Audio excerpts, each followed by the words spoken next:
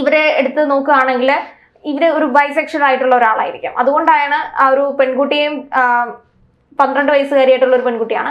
ആ പെൺകുട്ടിയെ അവർ ലൈംഗികമായി ഉപയോഗിക്കുന്നുണ്ട്. അതോടൊപ്പം തന്നെ സഹോദരനായ 15 വയസ്സുകാരനെയും ലൈംഗികപരമായി ഉപയോഗിക്കുന്നുണ്ട്. അപ്പോ ഈ ഒരു കേസ് ആദ്യം വന്നപ്പോൾ ഈ 12 വയസ്സുകാരിയായിട്ടുള്ള പെൺകുട്ടി ഉപദ്രവിച്ചു എന്നുള്ള കേസാണ് ആദ്യം വന്നത്. ആ ഒരു സമയത്ത് ഉണ്ടായിരുന്ന ഒരു സോഷ്യൽ മീഡിയയിലാണെങ്കിലും വാർത്താ മാധ്യമങ്ങളിലെ ആണെങ്കിലും ഒരു ആഘോഷം ഉണ്ടായിരുന്നു.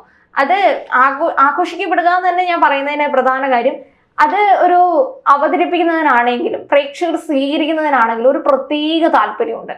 എന്തോ സ്ത്രീകൾ ഇങ്ങനെ ചെയ്യില്ല എന്ന് വിശ്വസിക്കുന്നുണ്ട് സമൂഹത്തിലേക്ക്.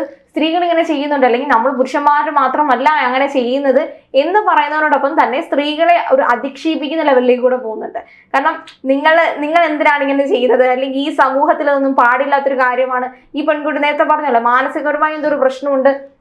ഈ ഒരു നമ്മൾ ഒരാളെ നിർബന്ധിച്ച് ഓരോ ഉപയോഗിക്കാന്ന് പറയുന്നത് കൃത്യമായിട്ടുള്ള മാനസിക പ്രശ്നം ഉള്ളത് കൊണ്ട് തന്നെയാണ്. അതിപ്പോ ഒരു പെൺകുട്ടി ഉപദ്രവിച്ചുകൊണ്ട് മാത്രമല്ല, ആരുപയോഗിച്ചിട്ടുണ്ടെങ്കിലും ഒരാളുടെ കൺസെന്റ് ഇല്ലാതെ അവരെ നിർബന്ധിച്ച് എന്തെങ്കിലും ഏർപ്പെടുത്തുക എന്ന് പറയുന്നത് നമ്മുടെ മാനസികമായ ഒരു വിഭ്രാന്തി മൂലം തന്നെയാണ് നമ്മൾ അതൊക്കെ ചെയ്യുന്നത്. അതിപ്പോ സ്ത്രീ ആണെങ്കിലും പുരുഷനാണെങ്കിലും അങ്ങനെ വ്യത്യാസമൊന്നുമില്ല.